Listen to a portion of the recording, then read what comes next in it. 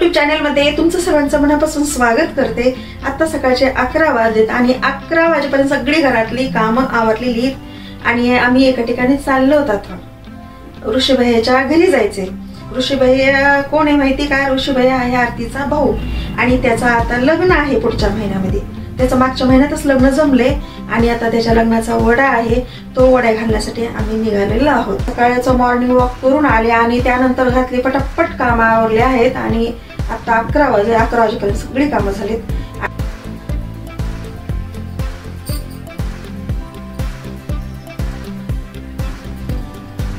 कुठे जायचं म्हणलं की घरातली सगळीच कामं आवरावी लागतात, कारण 11च्या नंतर कामच करावं वाटत नाही आणि खूप घाई गडबड असते। सकाळी खूप घाई गडबड होते। फिरायला जायचं असते, सकाळी पहाटे 5ला फिरायला जाते, त्यानंतर आल्यानंतर जे सुरू असते काम ते 11 पर्यंत शेवट होते कामाचा आणि 11च्या नंतर कामच करावं वाटत नाही आणि ऊन पण खूप पडायले, आता कडक ऊन पडायले, त्यामुळं कामाचा मूडच राहत नाहीये। सगळी कामं सकाळीच करून घ्यावं लागतात। ऋषीभैया हा आरतीचा भाऊ आहे। मागच्या वर्षी आरतीचं लग्न झालंय आणि आता ऋषीच आहे। मागच्या महिन्यात त्याचं लग्न जमलंय आणि आता पुढच्या महिन्यात त्याचं लग्न आहे आणि जवळ आता दीप्तीचं पण लग्न आलंय। 4-5 दिवसात दीप्तीचं लग्न आहे। खूपच घाई गडबड आहे सगळ्याची। आता निघालो आम्ही तिकडे, सगळ्याजण चाललो।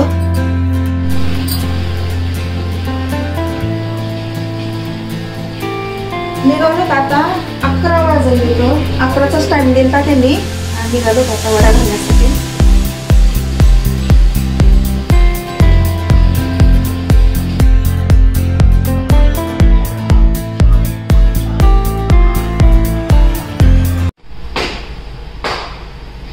आले इकडे संस्कृतीकडे, मी मीराकडे आलेली आहे।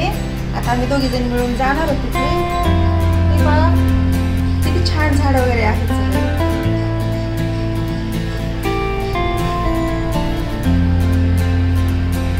मस्त झाड येतं, खालचं पण लिंबाचं झाड वगैरे बघ, फुलांचं झाड, आंब्याचं झाड आहे तिकडे पलीकडं।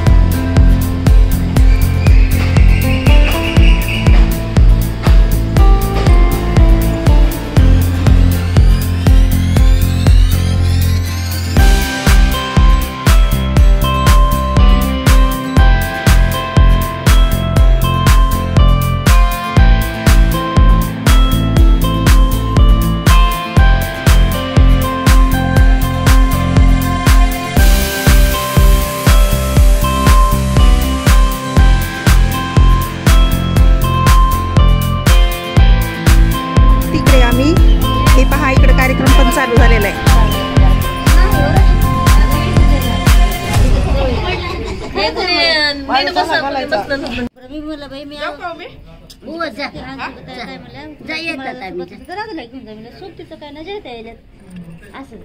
तिला बी घेऊन जातो ना असं मग आता ते तो पण काढा आणि हे सगळं बरोबर भरवाते। देवाची आई उषाबाईनी इकडे बघा, आरतीची आई म्हणजे मागच्या वेळेस आरतीचं लग्न झालं का तिची आई, ऋषिकेशची आई, ऋषिकेशचे मन म्हणायल्यात। सर्व डाळीचं हे मिश्रण आहे, सगळ्या डाळी मिक्स आहेत, त्याचा वडा असतोय। आता घालायचं सगळे वडा।